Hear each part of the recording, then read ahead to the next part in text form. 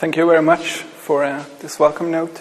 So I also warmly welcome you from our side. We are both from the Swiss Study Foundation, and we are going to present the results and the findings of the conference. First, I want to give you a short overview what we're going to talk about. We'll start off with an introduction, then go on to a global perspective. Then we discuss specific aspects of food security, like meat consumption or climate change. But then we also want to have a more local focus and talk about the situation in Switzerland. And finally, we'll leave you with a conclusion. So this is not a mere summary, but we are also going to add some comments sometimes and highlight some aspects. And due to the limited time, we cannot cover all the aspects. So just to make sure that we are on the same page, I want to give you a definition of food security. What is food security? It's when all people have sufficient, safe and nutritious food to maintain a healthy and active life. The international community has agreed on this definition at the World Food Summit in 1996. Food security is based on 3 pillars, which are availability, access, this means economic as well as physical access, and finally, utilization. That means if we consume the food, we need to have a healthy life. And there is another factor, stability, which guarantees that the 3 pillars work well over time.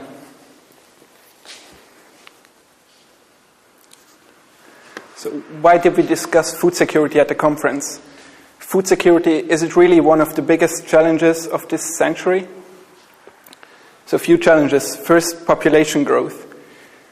The world population is projected to surpass 9 billion people by 2050. And here in this figure, we can see that the population growth is mainly driven by developing countries. And I want to give you a number to illustrate the population growth. So every day, the world population increases by 200,000 people. This is the size of Geneva. So every day we have a new Geneva somewhere in the world. Another problem is resource depletion. This involves oil, but also water and soil. We will elaborate on this a bit later. Then the energy use is also vital for agriculture.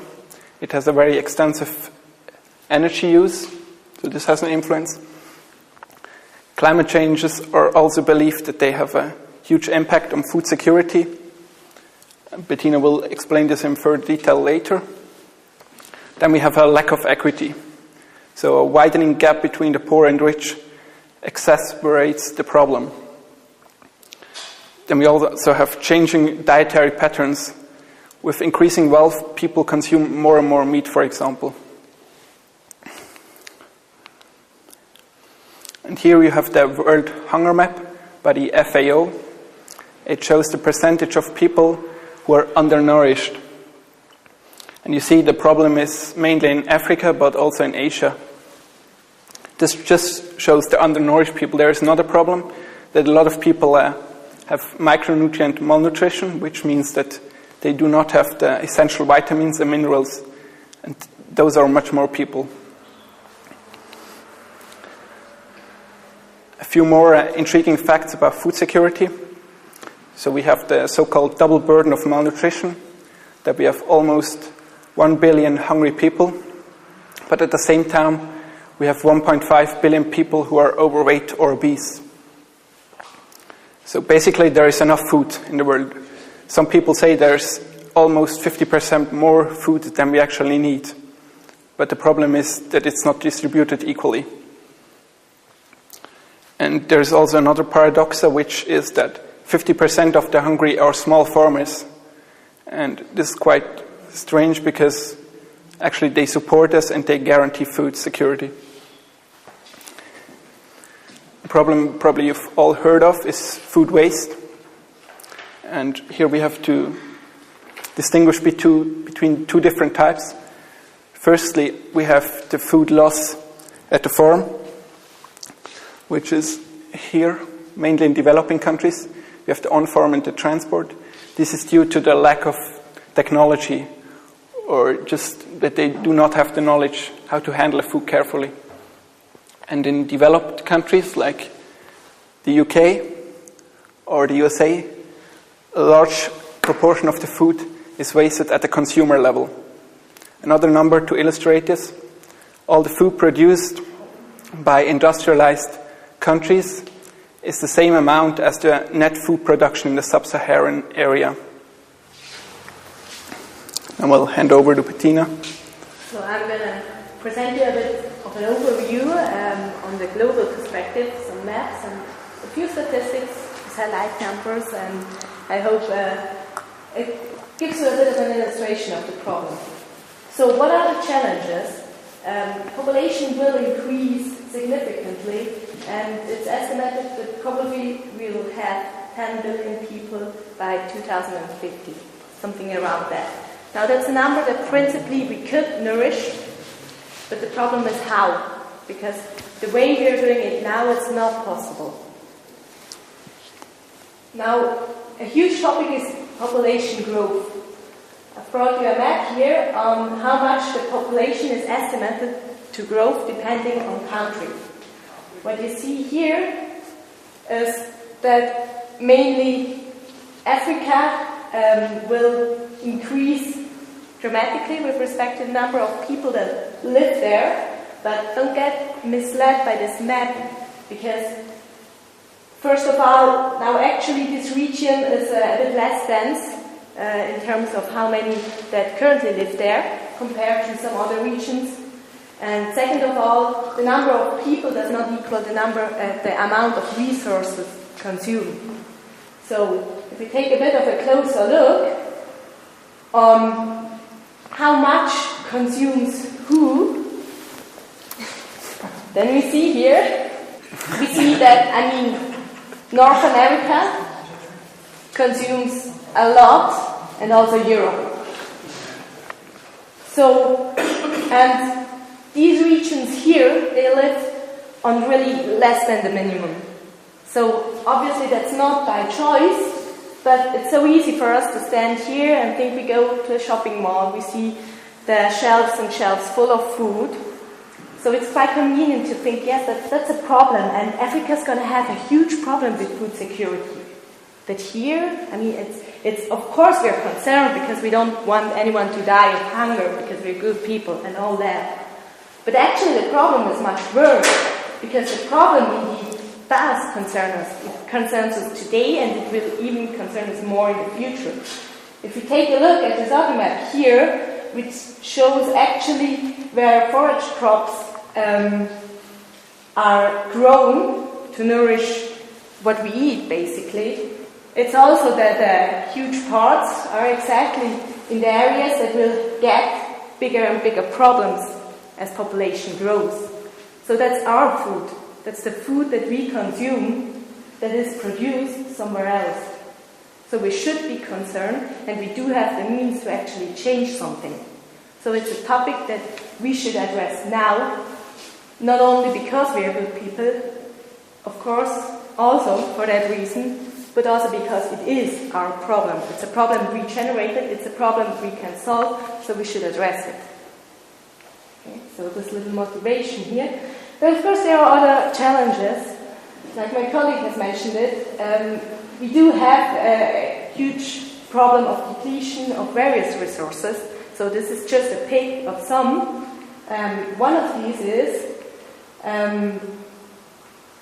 that actually currently we are using more of Earth's resources that Earth actually can provide or can replenish in time. So currently we use about 30% more. Also, there are quite a few significant countries which we would expect to even more grow and increase more, so that's just going to get worse in the future.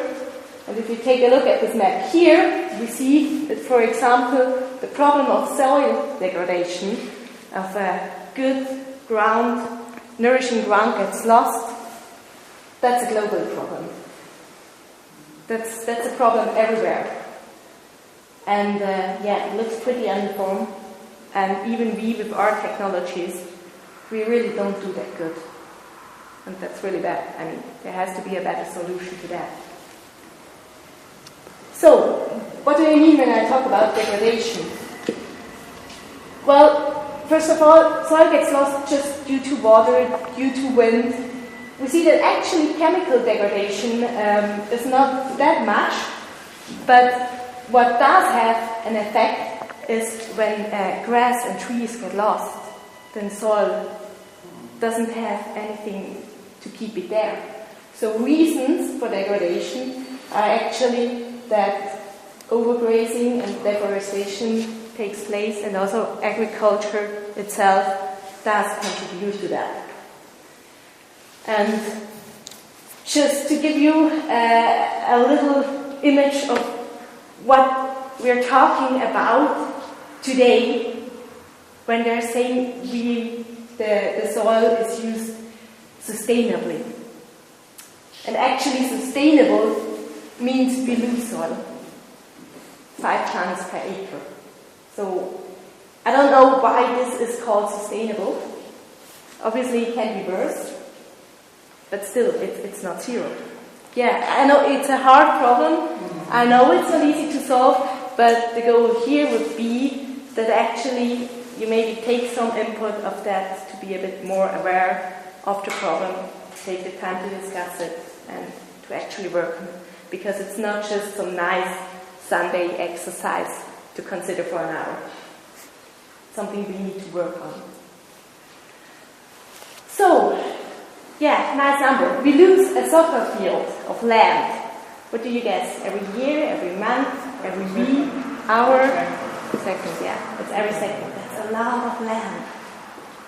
It's a lot of land that's vanished since we've started our little presentation here.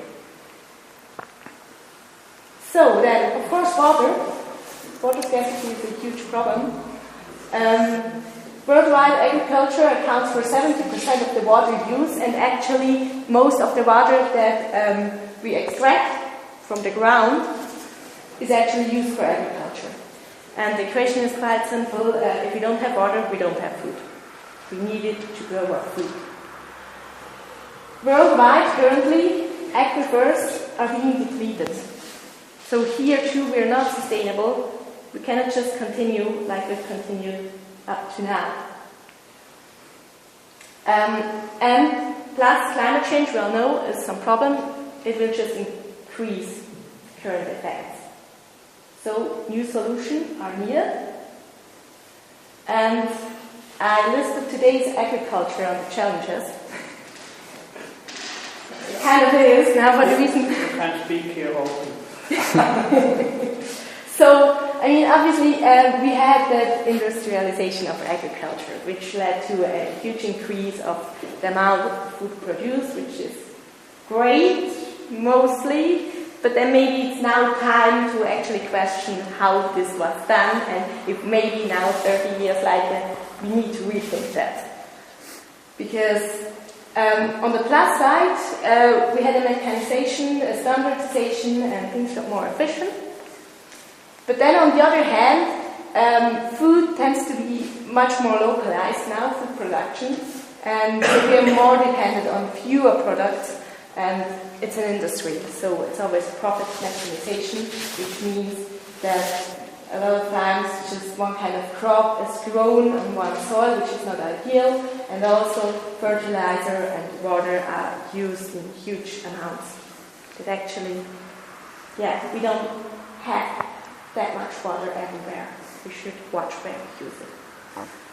So overall, unfortunately, we went from a diverse and resilient system to a specialized system, and also it relies very much on fossil fuels. I'm going to tell you at the end a bit more what resilient really is. For now, I'll just let it stand here. As a small example, in US, since 1925, the number of farms has reduced to a third of its original values, and the average size obviously has increased. So also, where previously about 5 products were grown per farm on average, now it's really just about 1. So that's what I mean by specialization. And 50% of farmland in US, sorry, I have US numbers, are used just for corn and soybeans alone, and 88% for hay and wheat included. So these are 4 products that take up all the farmland. Okay. Now I'm going to continue with the next slide before I hand back to my colleague, which is meat. Because meat, we're going to have lunch afterwards, and probably most of you will eat a really nice meat, and I really want you to enjoy that meat. Okay? But I also want you to enjoy it with the thought that this is a good meat, and it's not just something we should maybe have every day 3 times. Okay? Who eats meat? Well, that's mostly us, and by us I mean the whole north, basically. So we see that a lot of the regions where I previously showed that actually land to feed animals is used don't eat that much meat for the one reason it's expensive. And why it's that much expensive, you're going to see in a minute. Just saw a few numbers so we have perspective. The global meat demand has doubled in the past 30 years. And there's no end in sight. We expect it more or less to continue like that. Well, specialists, I don't expect anything, but I trust the people who actually do. So, currently an average of 34% of proteins are consumed in the form of animal sources. This is actually higher in some countries, like for example in US, where this is really 67%, which is really high, and also a huge amount of animal products is produced there.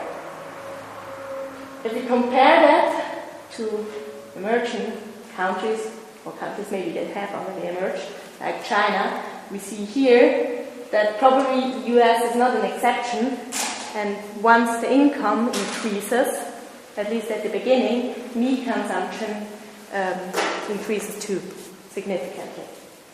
Now, why is that bad? Why should we probably work on that? Well, the reason is meat is terrible to produce, in general, animal products. It uses a huge amount of water. Greenhouse gases, a huge amount of greenhouse gases is due to animal products. Generally, resources are consumed. And overall, we're going to draw some balance. But first, the liters used to produce 1 kilogram of meat. It depends a bit on the source. So actually, this is a very famous number. 15,500 liters water for 1 kilogram meat. That's huge. In some estimates it's lower, but it's still, lower. Yeah, alright. So, chicken is better. Tofu is around here too, just to mention it. Cheese, not that good either, and then we see once you get to plants, things start to get better. Okay? Huge amount of carbon produced.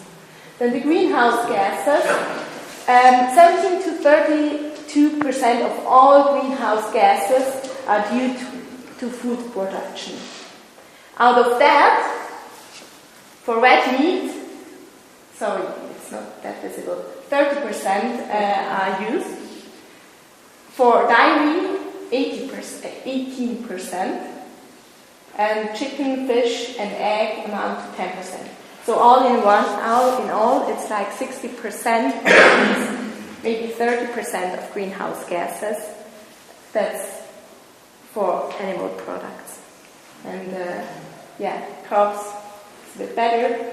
All in all, it's about 15% of the total amount of greenhouse gases that we produce that is due to animal products produced. Other resources that are needed is a huge amount of land. Actually, 70% of the total land used for agriculture is used only for animal-related products. And this number, I think, is quite extreme because a third of our planet is used for that, pretty much. So, to produce 100 kilograms of meat, 700 kilograms of grain are used to produce beef, 650 for pork, not much better, and then with poultry it starts to get a bit better. That's still very inefficient. So overall, we cannot forget that actually livestock and the whole economy there makes an important contribution to food security, especially in poorer countries, because a lot of farms, a lot of families depend on these. They cannot just not produce them. But then also that doesn't really make better that we are the ones consuming the meat. So it's one thing to have a cow in your backyard and drink the milk from it, and it's another thing to actually import milk in huge amounts. Because animal products are one of the major drivers for deforestation and degradation. They are a major source of water pollution and contribute to climate change. Also, they cause a loss of biodiversity. I'm not going to explain in detail why we want biodiversity, but a lot of experts agree that that's something we should preserve if we want to feed 10 billion people. So, what can we do? Feed bugs, crickets, to eat protein? No, I mean, they're all alternatives. We don't have to feed crickets. Okay. So, they're plants. They're actually proteins you can get from plants, and also they are much more efficient to produce those proteins than animal products. We see that also that globally actually 60% of proteins are consumed in form of plant proteins, but in developed countries this percentage is lower. So, I mean, that's a luxury, but we don't actually support ourselves. Also, just to mention it briefly, aquaculture is something where progressive probably can be made by not using that much fish meal to actually grow fish, but use alternatives like algae and other things. So I'll hand back to my colleague. So, if we think of food security, we often have a picture of an undernourished child in our mind. But actually, there is a whole other dimension. And this is micronutrient malnutrition. This means that people lack essential vitamins or minerals. Most common are iron deficiency disorders, lack of iodine, zinc, or vitamin A. And this affects about 2 million people in the case of iron deficiency. So it's a staggering number, which might surprise us. And it also means that there is a considerable number of people who are well nourished calorie-wise, but they do not have enough intake of vitamins or minerals. So, how can we tackle this problem? The first one is simple. We just diversify our diets. But this is quite difficult due to several aspects. Firstly, it needs a change of habits and customs, which is very difficult, as we know, for example, with the meat consumption. And secondly, it's, especially in developing countries, the availability of animal food sources or other food sources is limited. There is a second option, supplementation. This is mainly a short-term solution. So we can target specific, we can hand over supplements of vitamins to the people suffering from a lack. The most promising option is food fortification, and it's already used at large scale. We can again distinguish between several types of food fortification. The first one is mass food fortification. This means we just add food to, we add vitamins or minerals to staple food. One example is pasta or cereals. Another one, which you maybe all know, is salt. So all of you probably have already consumed iodized salt. This practice began in the 1920s and has been used since. So this is one of the salt you can purchase at our retailers. It's really very common. Nowadays, more than 2/3 of the people have access to iodized salt. This type of food fortification is mainly government-driven. The second type is target-specific fortification. So, for example, we have special drinks for pregnant women who have a high requirement of iron. Or similarly, we can have snacks for young people. This can be government-driven or industry-driven, and sometimes it's mandatory, sometimes it's voluntary. And finally, we also have maker-driven fortification, which means that we can just use a powder or a spread which we put over our meals and eat it together. This is also government-driven. So then back to the salt example. This is really a very illustrative example of how effective food fortification is, so especially in cost effectiveness. People believe that the cost-to-benefit ratio of salt, iodized salt, is 70-1. So that means that the costs due to iodine deficiency disorders are 70 times higher than the number of money we need to invest in iodizing the salt. Another example is rice. Especially in Asian countries, the consumption of rice is huge. And they often eat a lot, but they lack the vitamins, because the rice does not contain all the essential vitamins. So actually it's quite logical to put in vitamins in rice. But there are several problems. For example, here you can see this is the iron-fortified rice. You can see the color has changed. And this is difficult for the people, because they see a different kind of rice. Maybe they think it's bad for them. Maybe also the flavor changes. So there's still a lot to do in this subject. Now I'll hand back to Bettina. Yeah, now unfortunately, I'm sorry, a bit more depressing, still continuing. There's a lot of problems and unfortunately a bit less solutions currently. Because we also have climate change, which will play a huge role in the future. And,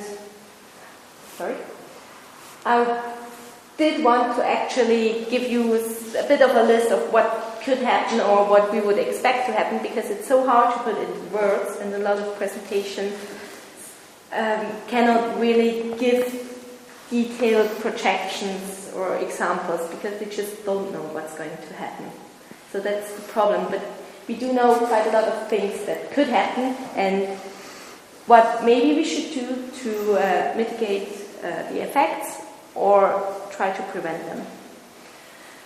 So actually, right now, agriculture is not just the food that we eat, but also it's the livelihood of 36% of the poorest people usually that depend on that.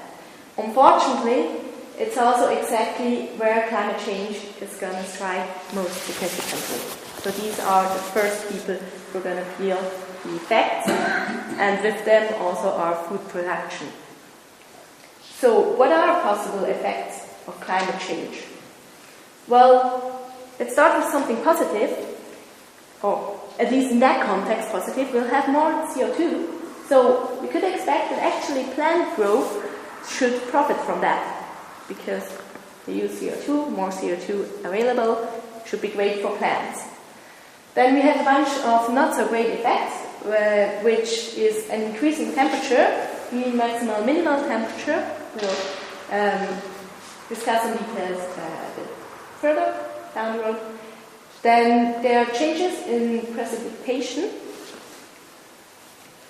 Also, there's an increase of frequency, intensity, and sometimes also duration of storms and floods.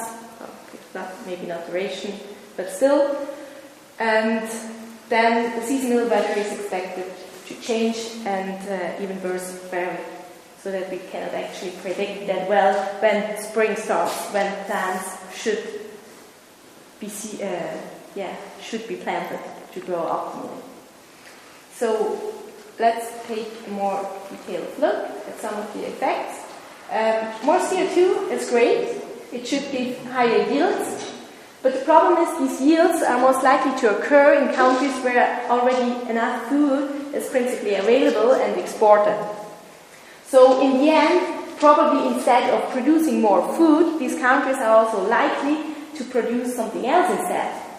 Because as climate change gets worse and we cannot use that much fossil fuel, we are probably going to request, as western part of the world, something like biofuel, because it's so good, more or less, for the nature.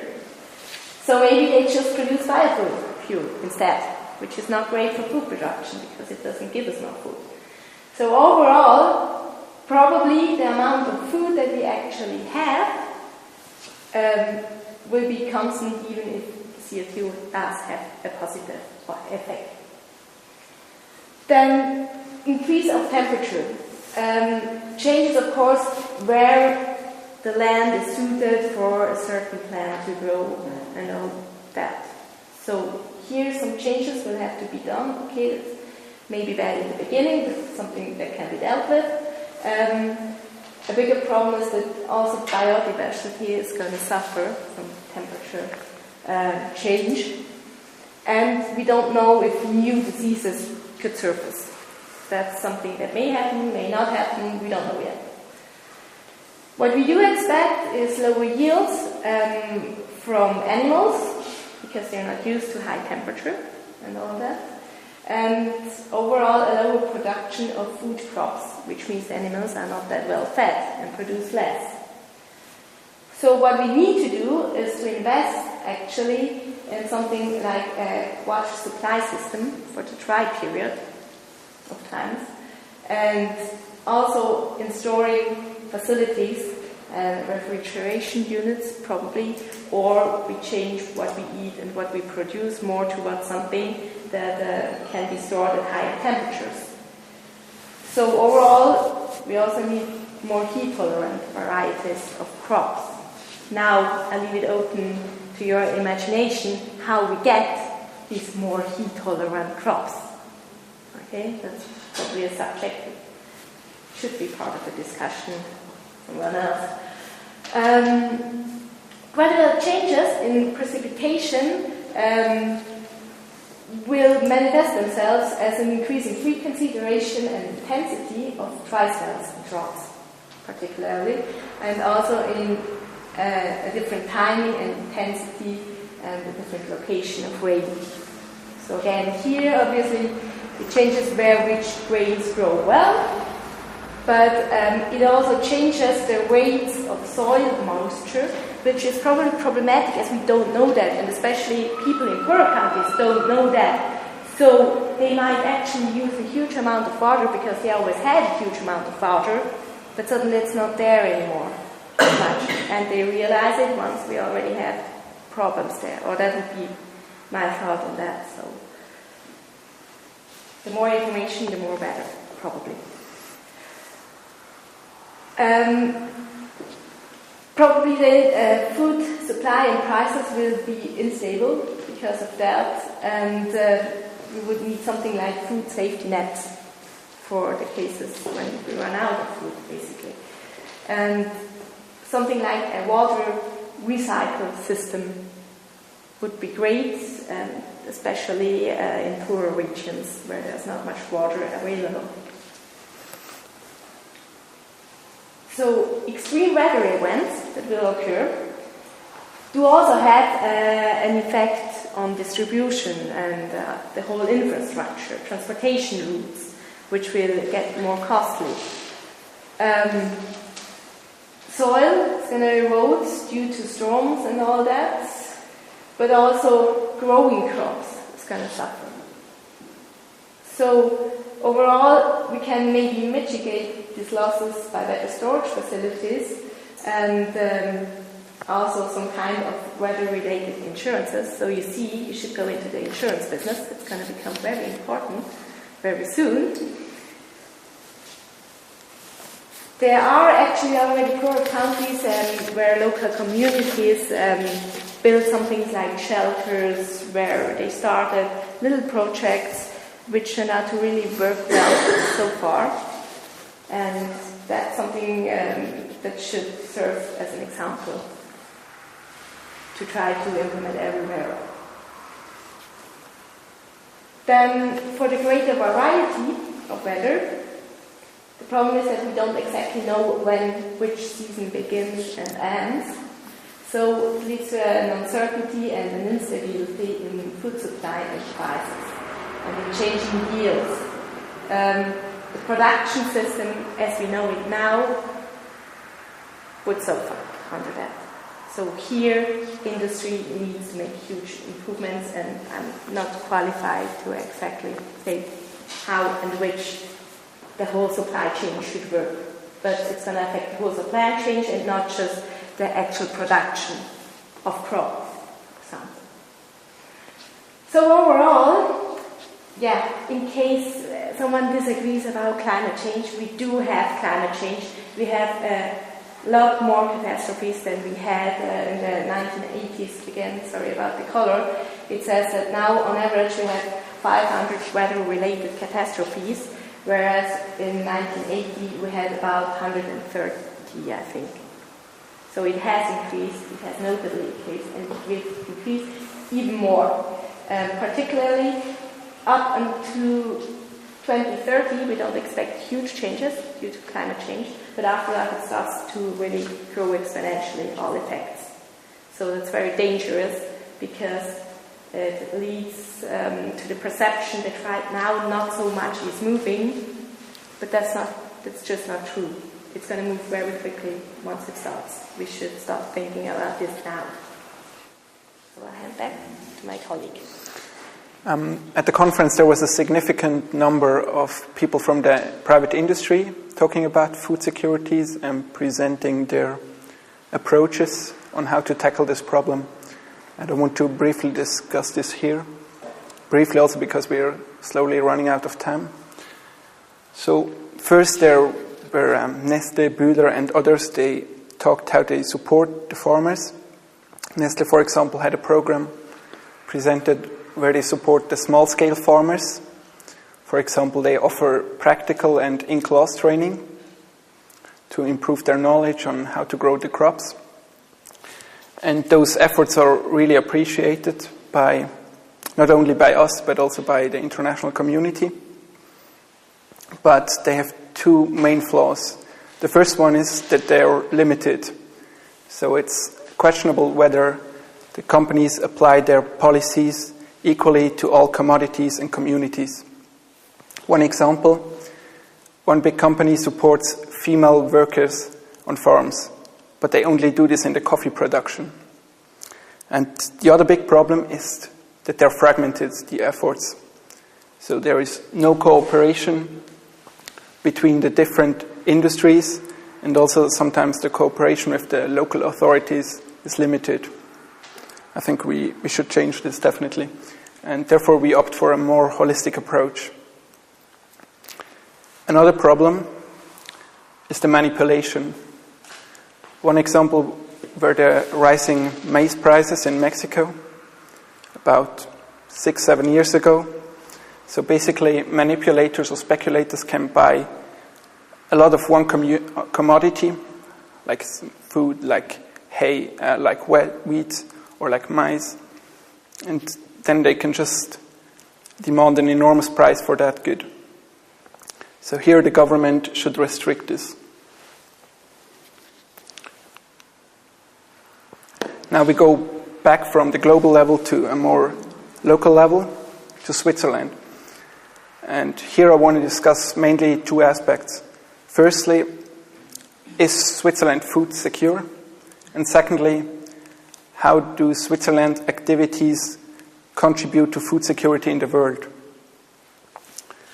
So a few numbers for the first aspect. Switzerland is not self-sufficient. We only can nourish about 60% of the people. But this number drops significantly if we take into account the energy resources and the feed we need for our own agriculture.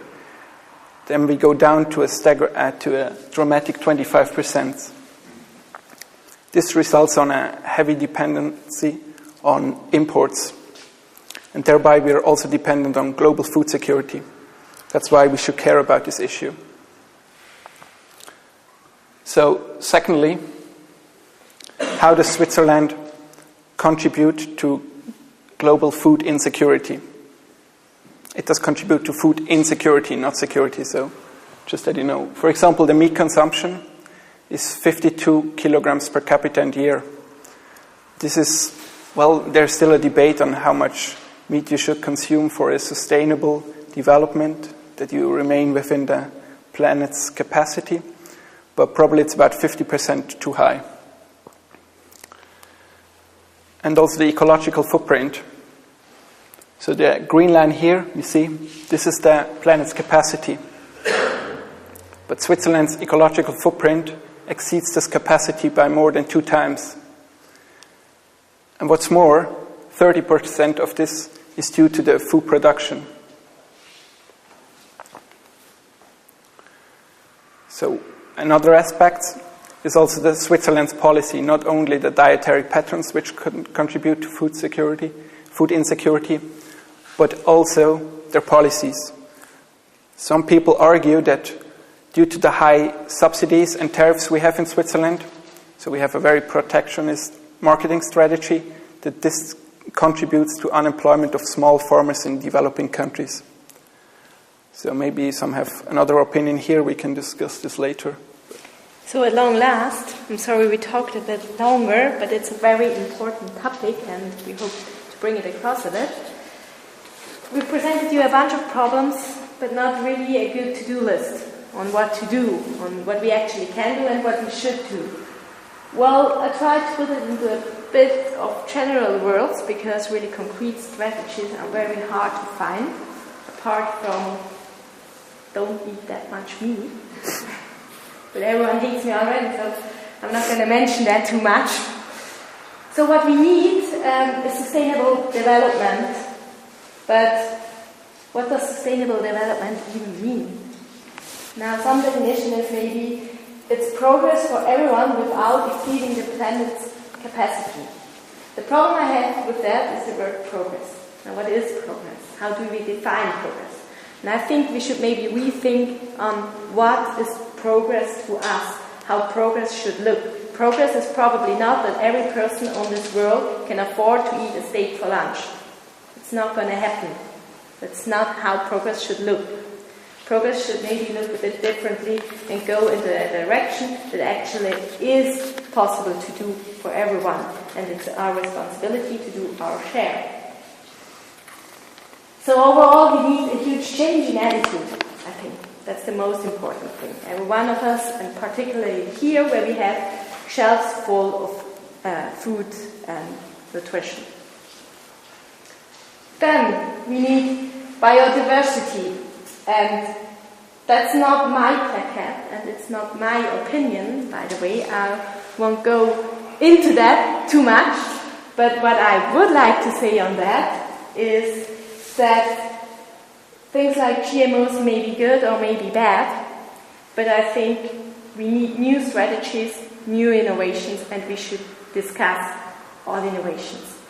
And with a scientific view, because I'm a scientist and I don't cling that much to ideologies. I trust data and numbers and research, and that's good enough for me. And I think when it comes to make nutrition work, we should discuss everything. And then the conclusion may be it's wrong, it is a huge issue that GMOs may destroy biodiversity, which is probably bad. I cannot judge that. I don't have the experience to judge that. But I feel that there's a lot of aversion against topics not based on what people know, but on what people feel. And probably here we start to be in a field where it's less about feeling and more about practical thinking. So think practically. That's my only input on that. So then we need resilient systems. I promised I would tell you something about resilient systems. What do I mean? We've had a huge list of problems with climate change. And we need some system that can handle all possible catastrophes that may occur. Our current system can't do that because we've gone to a very specialized system with huge concerns that produce just one good, and that's definitely not resilient. Resilient is some system that can buffer, that has a buffering capacity.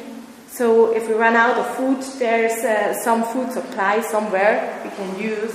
It has some redundancy that several producers produce the same goods, that in case something happens to one, there's still a few others around. We need diversity for the same reason. A certain degree of self-organization, and also for that reason information and transparency, so that actually people can react to changes. Now that's all very theoretical and it's much harder to implement, but overall this should be the goals, and we should be able to implement fundamental changes rather quickly. So here overall a lot of people agree that we should go to smaller farms, support smaller farms and not large concerns, because they're probably not going to be able to implement this kind of organization. So then we also need information and know-how transfer. Now this goes particularly from the more developed countries to maybe less developed countries, or at least that's how I meant it, because